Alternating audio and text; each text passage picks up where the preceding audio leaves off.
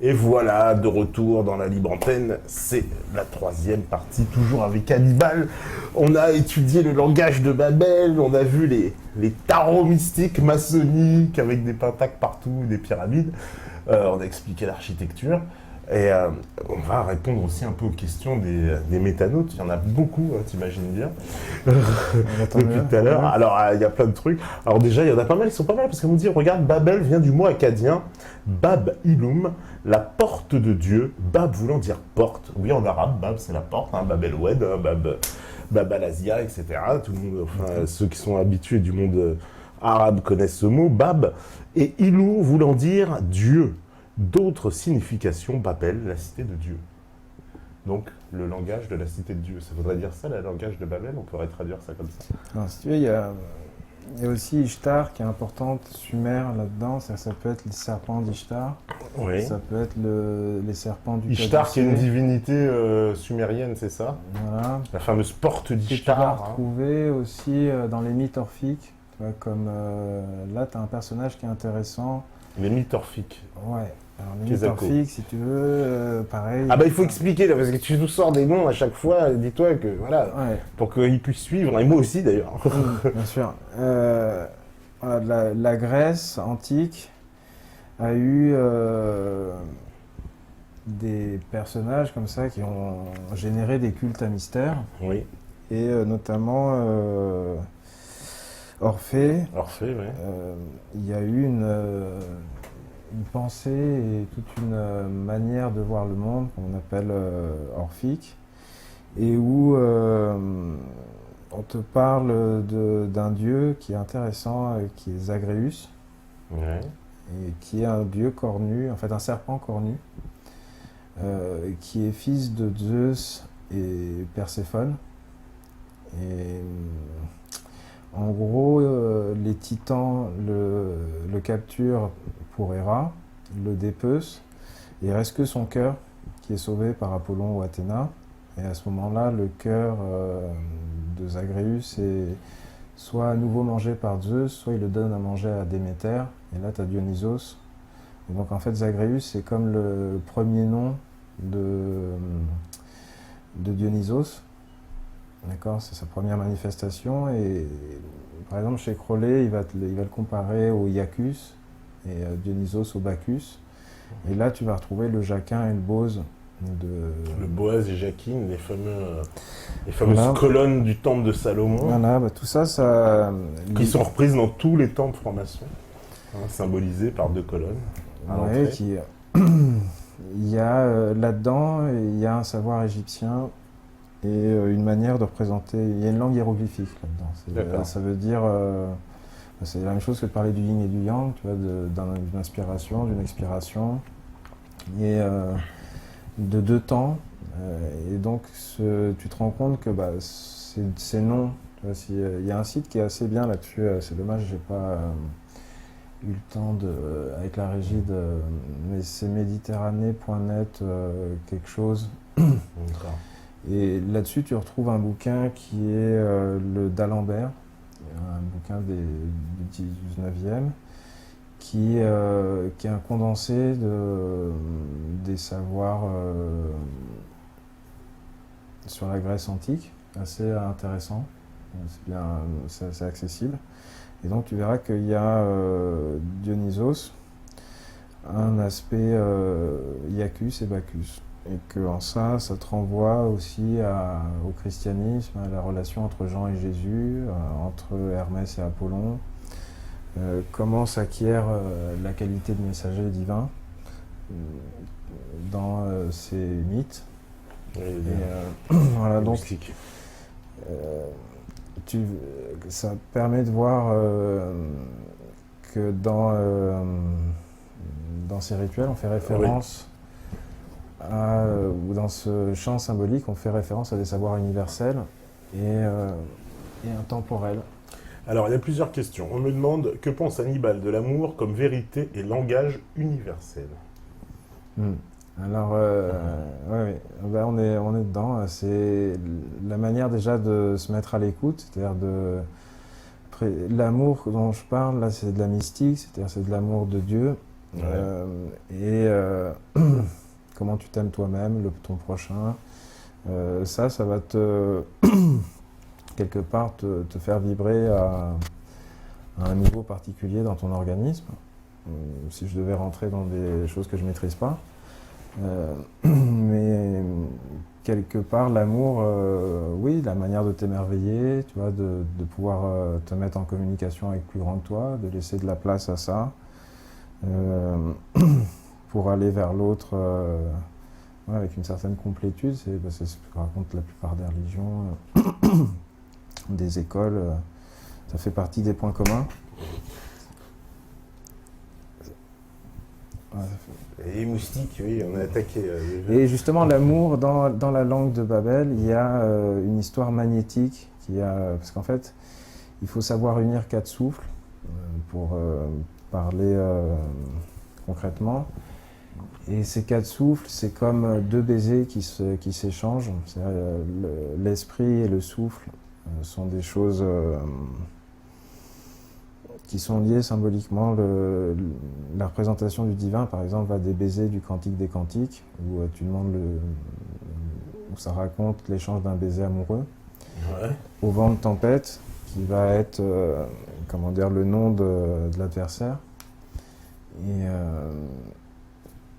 voilà, ça c'est le champ couvert par le vent. Donc l'amour est complètement lié donc, à le langage de Babel, ça en fait partie intégrante. Oui, parce que il faut faire respirer la matière en associant, il faut savoir partager, et ce que tu partages est un mariage entre 2 énergies.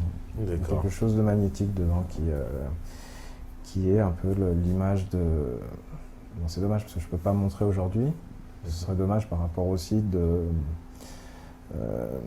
commencer à montrer des choses qui seront mieux expliquées ou des gens sont en train de travailler pour. C'est pour ça que là, en fait, c'était plus pour faire des conseils de lecture pour cet été, pour qui aimeraient s'intéresser à ce sujet. Les livres qui m'ont servi, qui sont un peu des incontournables sur certains sujets. Et, voilà, l'objectif de cette visite. On me dit aussi... Alors, langage adamique, langue parlée par les personnages mythiques des textes fondateurs des religions abrahamiques, Adam et Ève, a passionné les érudits travaillant sur le fait religieux. On peut imaginer donc que les premiers hommes, Adam et Ève, eux, ils parlaient cette langue entre eux. Alors là, on parle du savoir melchisédique, quelque part, des prêtres rois, quelque part, c'est-à-dire un savoir que... Abraham lui-même était un descendant de prêtre aussi. Ses parents étaient prêtres et lui-même était prêtre, il me semble bien. Ouais, Sumer. Et donc, Melchisédek, c'est intéressant de savoir quel était le culte, et c'est le Très-Haut. Alors Melchisédek, roi babylonien, c'est ça? Disons que j'en sais pas, personnage symbolique qui apparaît très peu et qui te parle de prêtres rois et auquel Jésus, par exemple, est prêtre selon l'ordre de Melchisédek.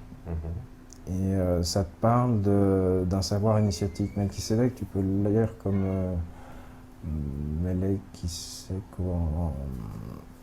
tu peux le lire comme le grand initié, et que, en tout cas, il était suffisamment pour qu'Abraham lui paye la dîme, et qu'on dise que Jésus était prêtre sous... et quelque part, c'est sur la manière de partager, en fait. C'est un roi de paix, et la connaissance de la langue et une connaissance du partage, en fait. C'est-à-dire que tu vas faire quand tu la cherches, tu dois rester accessible à l'enfant, et la seule chose que tu feras, c'est de partager en 2. Quelque chose que l'œil fait instinctivement. Et donc tu apprendras à créer des cellules vivantes, parce que ça naît au 6e jour, et ça permet de voir l'aspect aussi édifiant des textes sacrés en donnant un référentiel qui était observé à l'époque. C'est-à-dire que c'est dur de comprendre des textes quand tu n'as pas le cadre symbolique qui était qui était d'actualité. Et là, en ayant ce genre de savoir, tu te rends compte qu'il y a une transmission qui est faite dedans et que ça répond à des choses. Et donc, tu te rendras compte que ce savoir perdure. Quand on te l'enseigne, tu n'as pas le droit de l'enseigner. Mais il est marqué là. Oui, tu as parlé de gens qui étaient brûlés tout à l'heure. C'est cool. Brûlés, mais c'est à quelle époque ça? On brûlait les gens Là, en fait, en gros, si on continuait, la langue, pour trouver la langue, il faut que tu animes le chiffre de la bête. 6. Et c'est en ça que tu comprendras que la forme humaine est particulière et pourquoi le prince de ce monde est le prince de ce monde, par exemple. Connaître la langue, c'est, si tu veux, connaître le gardien aussi, le bas de l'échelle. Si tu veux. C'est là où tu vas poser le pied. C'est-à-dire que pour pénétrer cette langue, tu es obligé de pénétrer ce mystère, qui est la révélation, qui est une manière de comprendre l'Apocalypse, le poème numérique qui est raconté dans l'Apocalypse, te raconte quelque chose sur le temple, qui est le corps de l'homme. Donc l'homme de Vitruve, tout ça, là, c'est une représentation. Le temple, la Jérusalem céleste, en fait, ce qu'est la Jérusalem céleste, comme dans le Coran. La Jérusalem céleste qui descend du ciel. Il y a une pierre, en fait, sur laquelle songe Jacob, et qui, paraît-il, est placée sous le trône d'Angleterre. Et cette pierre a permis à Jacob de rêver d'une échelle sur laquelle les anges montaient et descendaient. Oui, la fameuse échelle de Jacob. En fait, je vais te dire que cette échelle, elle est hélicoïdale, c'est-à-dire que elle est comme ça, comme ce qui permet de percer la matière, et aussi de s'élever, et qui est la 3D, sur la 2D, la verticale, elle est comme ça. En 3D, la verticale, c'est la double spirale. Et ça s'apprend avec des trucs géométriques simples. Hein. C'est des savoirs que tu peux montrer. Et cette pierre de Jacob, donc, serait sous le trône d'Angleterre. Oui, et donc, en fait, c'est surtout ce à quoi elle évoque, si tu veux, c'est qu'elle évoque, une échelle où les anges montaient et descendaient au travers de cette échelle. D'accord ? Et en gros, Adam utilise aussi une langue qui donne cet accès-là, en fait. La langue de Babel, c'est connaître les hiéroglyphes de Thoth, et c'est une langue... Et qu'est-ce qu'on peut dire de la légende de la Bible, enfin légende, ce qui est dit dans la Bible, qui nous dit, que Dieu, pour punir les hommes, de vouloir construire cette fameuse tour de Babel, il fait en sorte qu'il y ait plein de langages, que les hommes ne se comprennent pas, ne se comprennent plus. Parce que ça, c'est la base quand même. On peut dire que si j'en suis les livres sacrés, entre guillemets, on peut dire que la langue de Babel, elle s'est perdue à ce moment-là. Que c'est à ce moment-là qu'on perd l'usage de la langue de Babel pour avoir les langues qu'on connaît aujourd'hui. C'est sûr qu'il s'est passé quelque chose, ça t'attire ton attention. C'est-à-dire qu'un texte a toujours plusieurs niveaux de lecture. Un niveau historique, un niveau littéraire, un niveau secret, et d'autres. Et voilà, donc ça dépend comment tu veux lire ce mythe. Ce mythe a l'avantage de permettre de mettre le doigt sur l'existence d'une langue qui serait universelle, en fait. Donc, en tant que... et il y a d'autres choses historiques qui sont passées, etc. Donc ça a un sens de se rattacher au mythe. Parce que, mais ça veut dire que ce mythe-là, il peut avoir des effets réels. Il peut être en fait historique plutôt que mythique, finalement. Parce que ça pourrait être à un moment donné, dans l'histoire de l'humanité, tout le monde a parlé de cette forme de Babel jusqu'à... Là, on te montre les Sumériens, justement, Babylone. C'est marrant le nombre d'infos qu'il y a là-dessus. Non, c'est pas là. Et en fait, ils construisaient des ziggourats.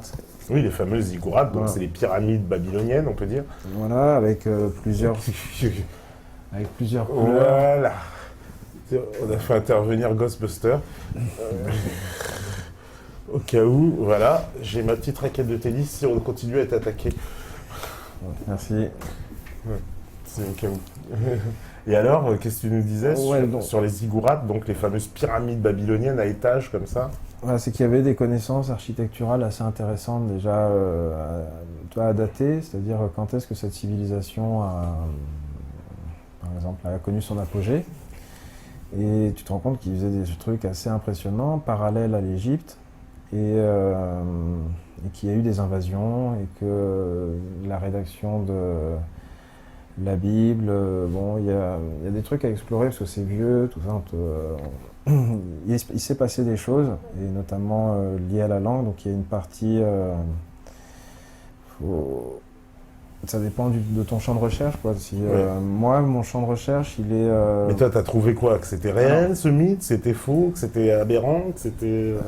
si tu veux, j'ai trouvé que ce mythe est une manière universelle de parler de la même chose dont va parler le christianisme. C'est-à-dire que ce que je vais te montrer, une autre fois, si on se voit ou quand on le citera après, c'est un savoir qui te permet de réinterpréter différemment l'Apocalypse, qui te permet d'interpréter différemment le judaïsme, le bouddhisme, parce que c'est quelque chose qui est physique, qui est en amont de l'écriture, justement. Donc c'est un mystère, et les gens se collent, les textes se collent à des mystères, et donc évoquent des mystères. Et donc il y a la manière d'en parler chrétienne, la manière d'en parler musulmane, etc. Mais quand tu l'as sous les yeux, tu te rends compte que un carré, un musulman dira la même chose qu'un chinois.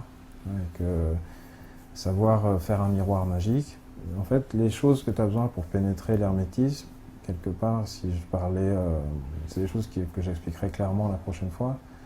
Comment faire un miroir magique, un carré magique. Comment utiliser une baguette. Et là, on est, si tu veux, dans le secret des habits d'Arlequin. Et donc c'est pour ça que j'ai ramené quelques livres là, par exemple, pour te montrer la connaissance de la représentation de l'Arlequin. Ouais, alors Arlequin, un personnage avec des carreaux partout, des couleurs. Voilà, moi j'ai toujours cru que c'était un personnage de carnaval. Alors en fait, le théâtre, si tu veux, là je t'ai dit qu'on allait avoir besoin d'un miroir, et un miroir c'est du mercure. Traditionnellement, le mercure c'est à la fois du métal, du liquide, et c'est les miroirs que tu vas trouver naturellement. Et le miroir est le messager divin. La manière dont tu te comportes avec ton reflet, et quand tu deviens comédien, il se passe quelque chose avec le miroir, c'est que tu vois plus spécialement ton reflet, mais l'œil du public. Tu vas travailler avec... le miroir a 36 usages. Ça, c'est, comment dire, un comédien a besoin de ça pour travailler. Oui, bien sûr. Ce champ imaginatif. Magicien aussi, d'ailleurs, apparaît. Aussi, ouais. Et là, on va parler d'un... Voilà, c'est pareil, c'est un miroir, et tu le fais parler par le son. Et il y a... ça te permet de trouver une gamme différente de celle de Pythagore, qui est plus en lien avec le mystère de la vie. Alors, il y a plein de choses. Alors, on me dit, oulala, je vais reprendre parce que... en parlant de langage de Babel, langage unique, ce mot a été supprimé au détriment de son contraire dans notre monde moderne qui nous fait comprendre notre but sur Terre. C'est le mot pantopie, contraire de l'utopie. Ce mot veut dire manière de penser et vivre le monde dans sa pleine diversité, accordant à chaque lieu, chaque être l'importance et la dignité auquel il a le droit. Est-ce que notre invité est d'accord avec ce sens dans notre vie au quotidien? Je ne connaissais pas le terme. La pantopie. Ouais, contraire de l'utopie. Voilà, l'utopie, il y a quelque chose où c'est pas accessible. Là, c'est une manière différente d'intégrer la différence, et effectivement, le terme est pas mal. D'ailleurs, on retrouve Pan à la base. Donc, le dieu Pan. Est-ce que tout le monde peut être initié à ces connaissances initiatiques? Oui, bien sûr, parce qu'en fait, pour savoir que c'est une connaissance initiatique, il faut que tu puisses l'apprendre.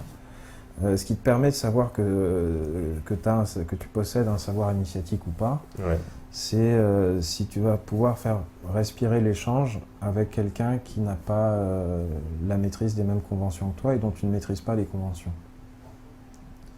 Et grâce à ce langage, je pourrais communiquer avec eux, c'est voilà, ça? C'est-à-dire que grâce à ce langage, tu pourras arriver avec un petit musulman et lui apprendre à compter d'une certaine manière nouvelle, lui donner comment dire, un outil plus puissant que celui qu'il possède et lui expliquer sans avoir besoin de ces outils. Ça va plaire aux musulmans, ça.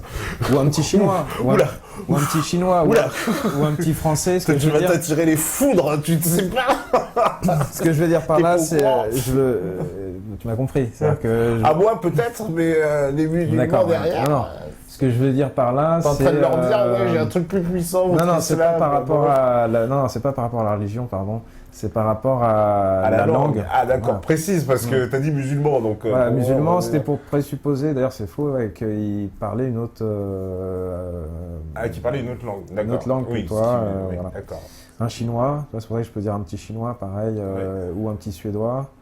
Et je dis petit par contre, parce que justement, il faut que la langue que tu lui apprennes puisse être suffisamment élémentale pour qu'il l'apprenne voilà, sans avoir besoin de convention aucune. Ni la langue, ni des conceptions mathématiques. C'est justement, tu vas utiliser une pierre qui va lui permettre de jauger son propre langage et de comprendre le tien aussi. Alors, il y a plein encore, je vais reposer. Alors, on me dit aussi, pourquoi perdre du temps à chercher à descendre plus bas que l'échelle au lieu de monter sur celle-ci et d'en viser les cimes? Pourquoi passer de choses très matérielles dont le mal et plutôt de s'adresser directement au patron Dieu pour un chrétien? Voilà.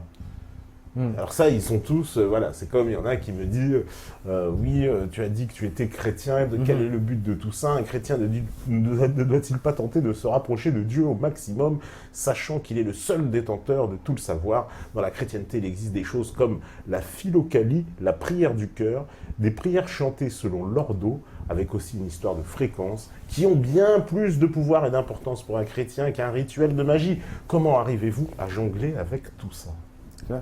Je suis chrétien et je viens de présenter un livre asiatique, d'accord? Et j'ai lu des trucs arabes, qu'est-ce que j'ai lu d'autre? Des trucs feuges, super sympa, pour comprendre le christianisme. D'ailleurs, tu vois, parmi les conseils de lecture, il y a le Zohar, le livre de la splendeur. Ah bah montre-le, vas-y, le livre de la splendeur. Tu le laisses là-bas. Voilà, donc là on va... Voilà, si tu veux le... Ça, le Sefer Yetzira. Ça, c'est le livre de la formation. Le livre de la formation. Bon, ça va plaire à Pierre Hillars.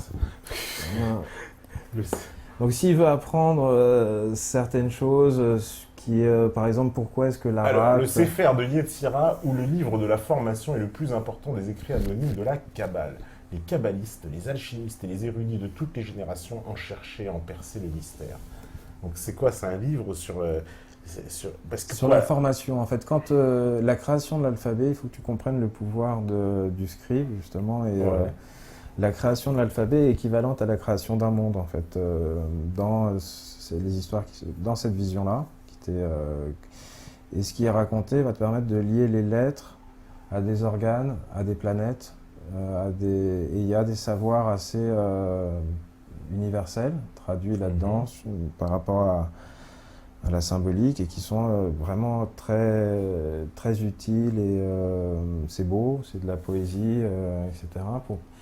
Alors ça, le Zohar, c'est le livre de la splendeur, donc ça, il y a plusieurs tomes, tu peux y aller. Oula, ça c'est quoi? Et puis je ne t'ai pas tout ramené, hein. Voilà, c'est celui-là dont je voulais parler. Il est compliqué, celui-là.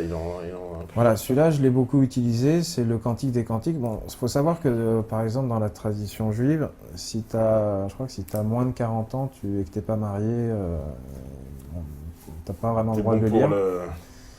Extermination. Non, disons que tu n'as pas vraiment le droit de le lire, ou quelque chose comme ça. Ça se mérite quelque part. Mais si tu n'es pas juif et que tu es chrétien, par exemple, tu peux prendre beaucoup de plaisir à lire ça. Parce que le Talmud, bon, c'est pas évident d'y accéder si tu n'es pas pratiquant. Mais là, pour comprendre, on va dire mieux, le christianisme, tu as une source, ça a été traduit par Charles Mopsic, et c'est disponible depuis les années 80 à peu près, ou 90, quelque chose comme ça. Et c'est pour connaître la pensée juive et les hauts moments de leur manière de vivre la foi et les beaux textes, ça c'est vraiment bon. c'est intéressant. Je vois, il y a un rapport avec la Kabbale quand même. Ah oui, si parce que là, par exemple, ça, c'est l'utilisation de la Kabbale, langue de Babel. Kabbale. Quand tu cherches la langue de Babel, tu vas forcément regarder ces choses-là. Parce que la Kabbale, donc, c'est quoi? C'est une traduction de la langue de Babel? La Kabbale, ça veut dire tradition, en fait. C'est un savoir traditionnel. Donc, tout ce qui est... tu cherches quelque chose d'ancien, si tu veux, ou du moins qui a pu exister, ou qui pourra exister, en ayant tout réappris. Ce que tu sais, etc. Un truc que tu peux valider du début à la fin. Et donc, tu présupposes que ça existait et tu as même des traces parce qu'en fait, les carrés que je te montre là, la langue, elle est dans les carrés, elle est dans la géométrie. Les carrés que je te montre existent sans avoir recours à l'informatique, certains. Et si tu étudies la géométrie qu'il y a dedans, tu te rends compte qu'il y a d'autres connaissances liées à la circulation de l'esprit dans la matière. Est-ce que nous percevons ce langage de Babel, en a-t-on conscience? Est-ce qu'il est en nous, quelque part? Bien sûr, c'est l'accès à un code, en fait. On est information. Quelque part, la physique actuelle, c'est ce qui a fini par exprimer, c'est qu'on est du verbe, que c'est le verbe qui a créé la matière, qu'en fait on est que la table, c'est un taux de vibration comme ça, ou qu'il y a plus de vide que tout ça. Donc, là, on parle de vibration et d'information. En fait, comment tu transcris cette réalité physique, en fait. Et le code te permet de te projeter dans telle ou telle réalité. Et en fait, on l'utilise sans le savoir parce qu'on est issu de ce code, en fait. C'est que quelque part, quand tu apprends ce code-là, tu vois clairement comment, quelque part, je vais prendre une image, mais comment l'esprit est enfermé dans de la matière. C'est-à-dire, comment le champ vibre, les séquences, les différents hologrammes qui existent, les champs d'hologrammes qui existent pour synthétiser une expérience psychique. Alors, qu'est-ce qu'on me dit encore? Y a-t-il un lien proche ou lointain avec la théorie des cordes? Alors, en fait, je ne connais pas la théorie des cordes. Moi, comme je disais, je suis un jongleur autodidacte. Et ces choses-là, elles sont liées à la volonté de construire des habits de lumière. Et c'est une activité de carreleur ou tisserand, mais qui te montre un code génétique. C'est-à-dire... on construit un habit ta peau, c'est de l'encodage, ton corps, c'est de l'encodage, et quand tu tisses, tu peux tisser juste du tissu ou avoir un code plus puissant pour que la cellule que tu tisses ait les propriétés de la peau, c'est-à-dire ou que si tu les empiles ensemble, ça crée quelque chose, si tu les mets à côté, ça crée quelque chose, comme un hologramme qui transmet son information à l'ensemble. Ouais.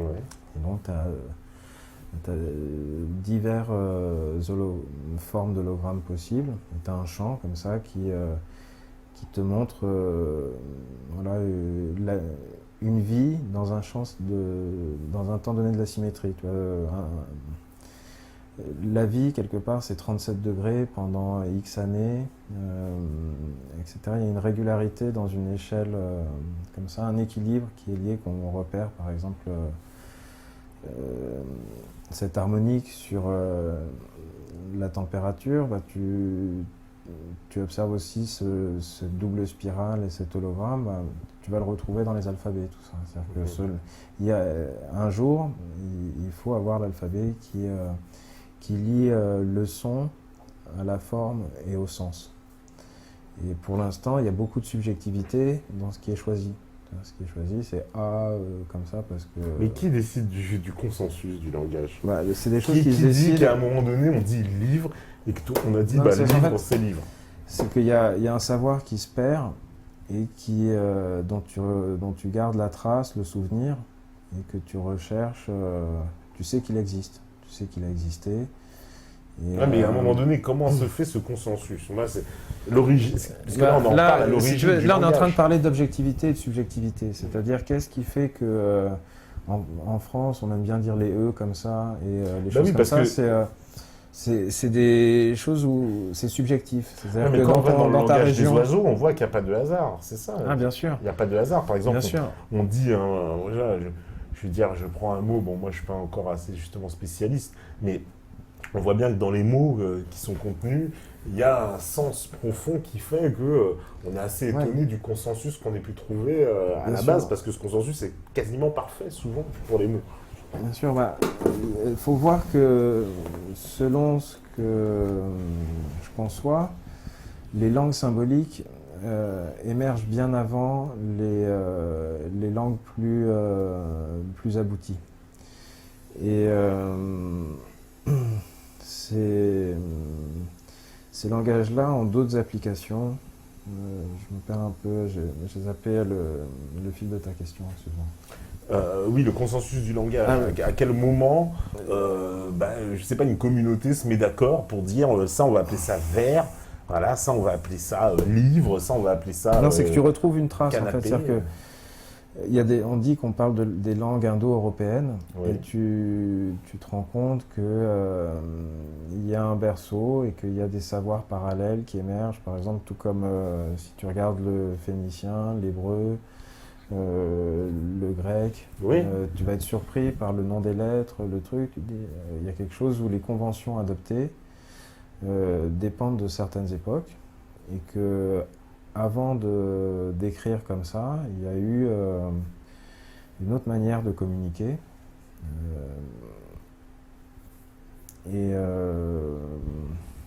En tout cas, elle peut venir dans le futur, mais où elle existe. Tu vois, Salomon disait rien de nouveau sous le soleil. Et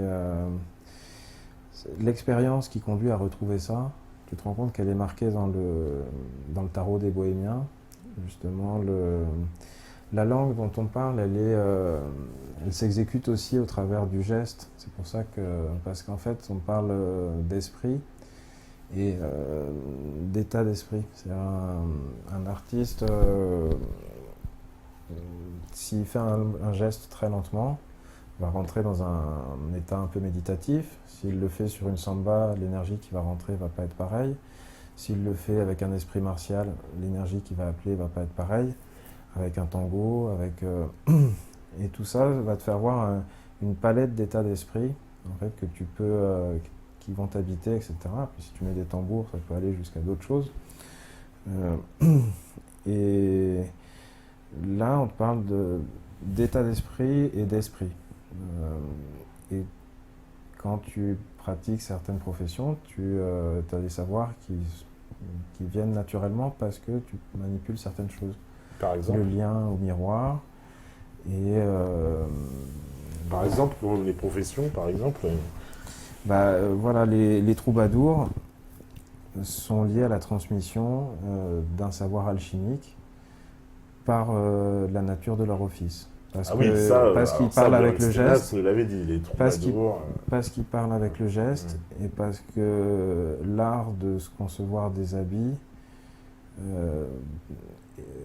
surtout de lumière, il y a un secret particulier là-dedans, justement dans la langue, tout ça, c'est comme ça qu'on s'exprime. En fait. Et aujourd'hui, est-ce qu'il y a encore des métiers en relation comme ça qu'on pourrait comparer? Non, parce que là, je suis en train de te parler de savoirs qui ont été perdus et qui ont existé sans pouvoir vraiment s'étendre, et peut-être pas au même niveau.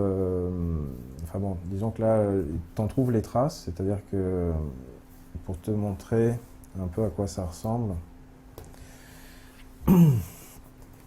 la langue dont je te parle, elle ressemble à des champs vibratoires comme ça. Alors montre à la caméra parce que là, voilà. Donc ça représente quoi exactement? Parce que alors ça représente. Moi, je vois des petits dessins, voilà, un peu réguliers. Voilà. Ça, c'est issu de carrés magiques. Ouais.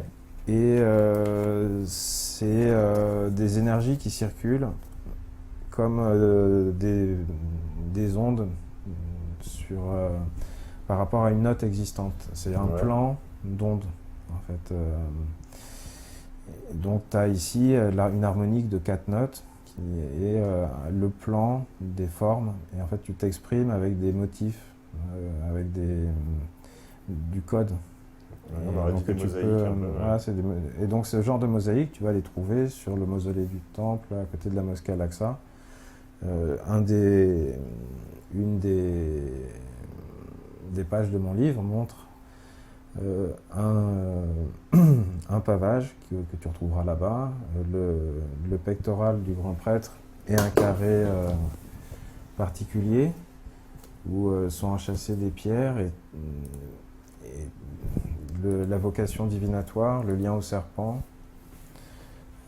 Tout ça est universel en fait et n'est pas raconté que par les Hébreux, quand tu sais de quoi il est question. D'accord. Attends, je me remets évidemment sur... Mais tu vois, tout ça paraît un peu, comment dire, secret et tout ça. Et malheureusement, parce que comme mon site n'est pas prêt, j'ai fait que venir essayer de donner l'eau à la bouche. Mais toutes ces choses-là, comme je le dis, je les enseignerai et je suis en train de parler de savoirs qui sont très simples en fait. On me dit, qu'est-ce que tu penses des travaux d'Anton Parks en particulier? Justement, il parle de langage proto-sumérien. J'ai pas lu. T'as pas lu? J'ai pas lu et... On me dit que, cette question aussi ne veut rien dire, alors que pense l'invité sur les Enki Niburi, cette langue sacrée, qui ne serait pas une langue extraterrestre? La fameuse langue, tu connais l'histoire de Enki et Enlil, non? D'accord, ouais. Et on va dire ce qui est sumérien, mais qui ont précédé un peu cette période-là. Voilà, leur langage, Alors, ce qui aurait pu donner naissance à tout ça, en fait, tu vois, justement. Il y a beaucoup de langages dont on a perdu le sens, mais les Égyptiens et les hiéroglyphes, et là, la langue dont il parle, je ne la connais pas. Que ça vienne d'extraterrestres, je ne sais pas non plus. Moi, je parle de langue liée à des esprits, si tu veux, c'est-à-dire des activités que l'homme connaît depuis longtemps et sur tous les continents. Et pour moi, c'est plus, c'est plus lié à une dimension spirituelle. D'accord. On me dit, quel avantage a le cercle sur le carré en tant qu'onde de forme? Alors, c'est des qualités différentes, des champs différents qui servent à représenter des idées et des réalités différentes. Il y a une langue là-dedans, c'est-à-dire le triangle, le truc, comment tu vas les mettre ensemble, tout ça. Donc, oui, là, tout est son contraire. Là, il n'y a pas de dogme, il faut savoir, et là, tu sais ou tu sais pas. Et après, là-dessus, tu peux pas raconter des trucs trop éloignés de... Tu vois, si tu dois décrire les propriétés d'un carré, et que tu lis la planche d'un Chinois, d'un musulman, d'un truc, ce sera assez proche, en fait. Et sans qu'il se soit consulté, etc. Sur le cercle, pareil.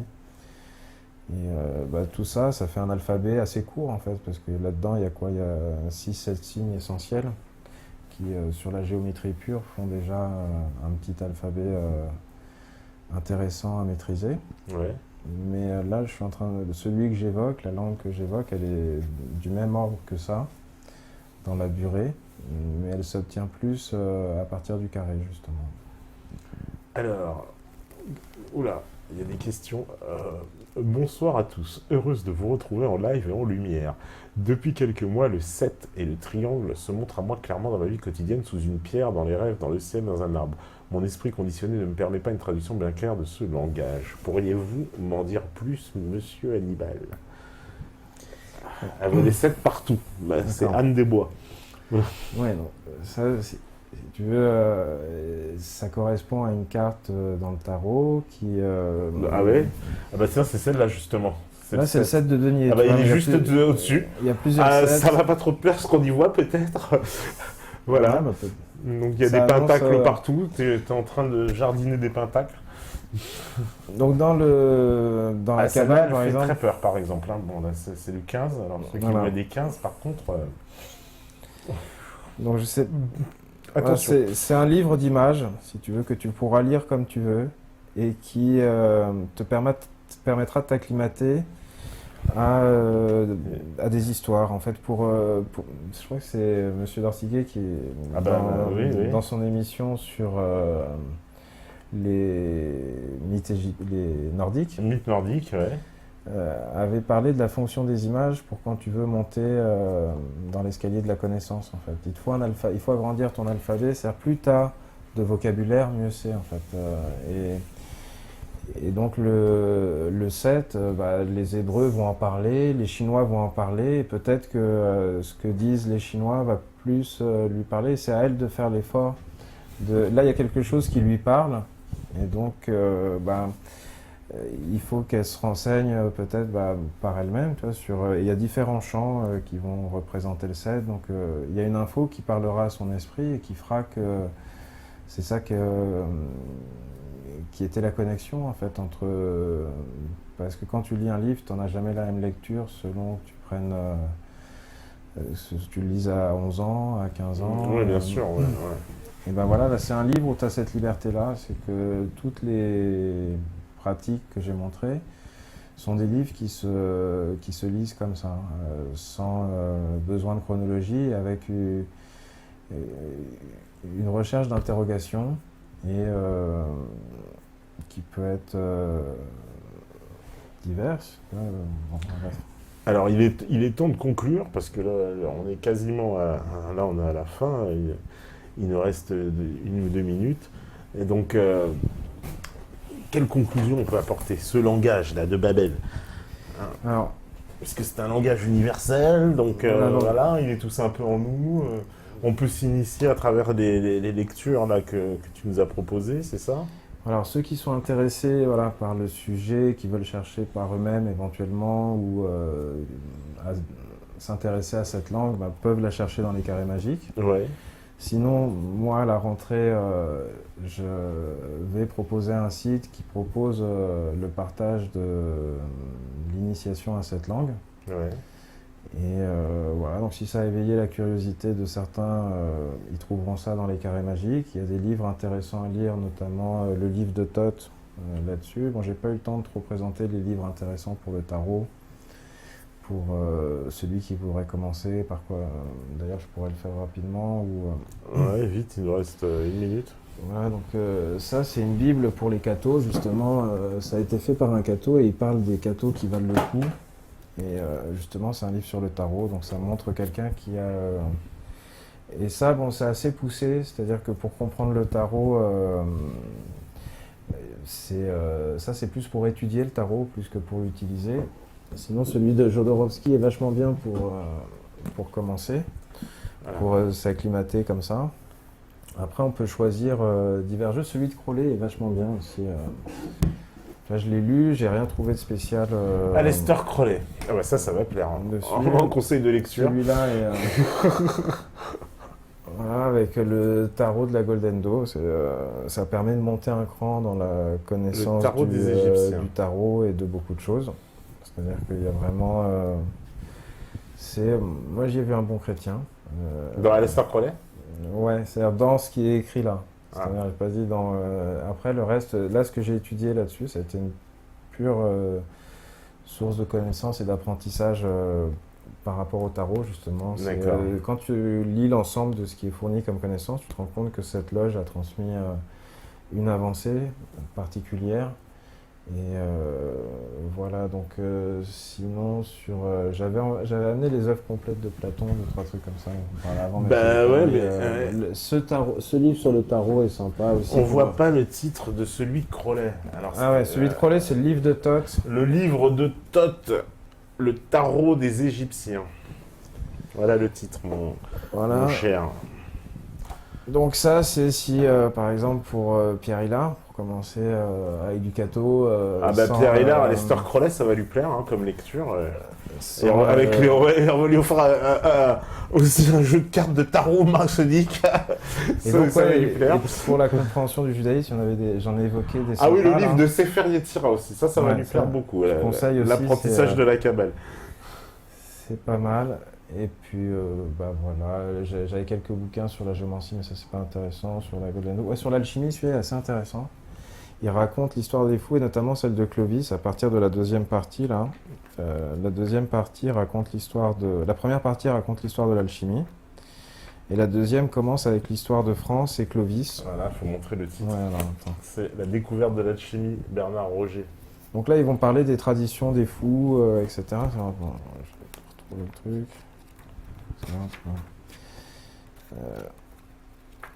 À partir d'ici, c'est histoire et alchimie. Donc il y a une petite partie qui traite de Clovis. Et c'est marrant de voir à quel point tout ce qu'il y a là se fond avec ça, la différence entre le mythe et la réalité, c'est troublant. Donc c'est une expérience à faire. Et après, il y a une histoire des fous, du foliage, justement, c'est un peu des choses que j'ai évoquées. Foliage, ça me fait penser à Folio. Voilà, quel était le genre de savoir qui se transmettait et qui leur permettait d'ouvrir les portes des cours, de voyager. Voilà, ça